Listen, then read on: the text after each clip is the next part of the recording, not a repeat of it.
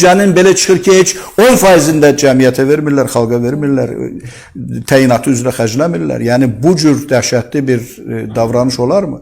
Niyə neft gəlirləri olan bütün ölkələr varlıdır, bütün ölkələr imkanlıdır?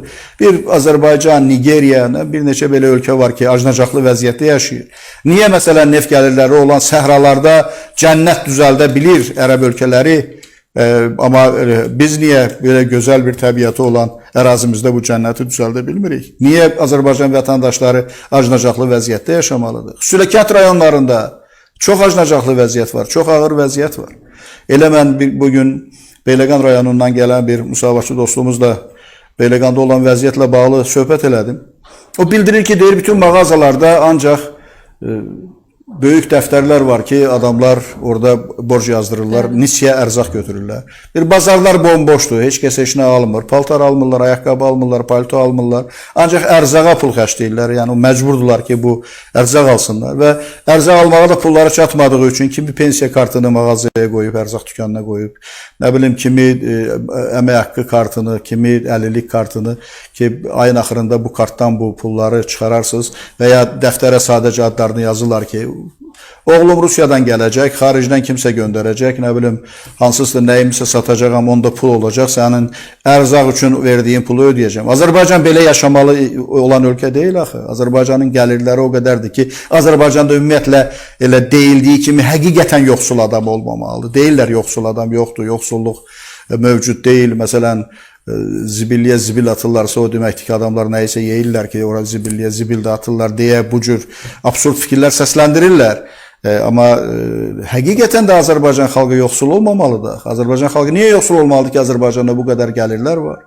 Azərbaycanın təkcə neft gəlirlərinə, təkcə qaz gəlirlərindən söhbət getmir.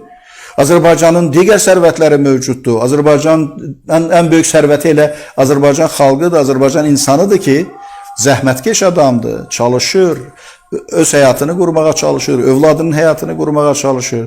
Azərbaycan əhalilərinin 90%-i istəyir ki, onların övladları yaxşı orta məktəb təhsili alsınlar, yaxşı, az-çox savadları varsa ali təhsil alsınlar, ali təhsil almaq imkanları yoxdursa, heç olmasa texnikum təhsil alsınlar, hansısa bir savada nail olsunlar, hansısa bir sənəti öyrənsinlər, haradasa bir işə düzəlsinlər, evlənsinlər, bir evləri olsun. Bütün bunları Azərbaycan xalqı öz övladları üçün eləyir. Bir daim tikinti ilə məşğuldur, daim abadlıq işi yaratmaqla məşğuldur, daim sonraki nəsillərin, övladlarının, yaxınlarının taleyi barədə düşünməklə məşğul olan bir zəhmətkeş xalqımız var bizim. Yəni, bunlar hamısı bizim sərvətlərimizdir və bunun nəticəsində biz dünyanın ən varlı dövlətləri kimi yaşamalıyıq. Ancaq təəssüf ki, Azərbaycanda olan korrupsiyanın miqyası o dərəcədə dəhşətli bir səviyyəyə yüksəlib ki, yəni, tarixdə görünməmiş bir korrupsiya var. Məsələn, Sovet SSR-də də korrupsiya var idi. Avropa ölkələrində də korrupsiya var, İranda da korrupsiya var, Türkiyədə də korrupsiya var.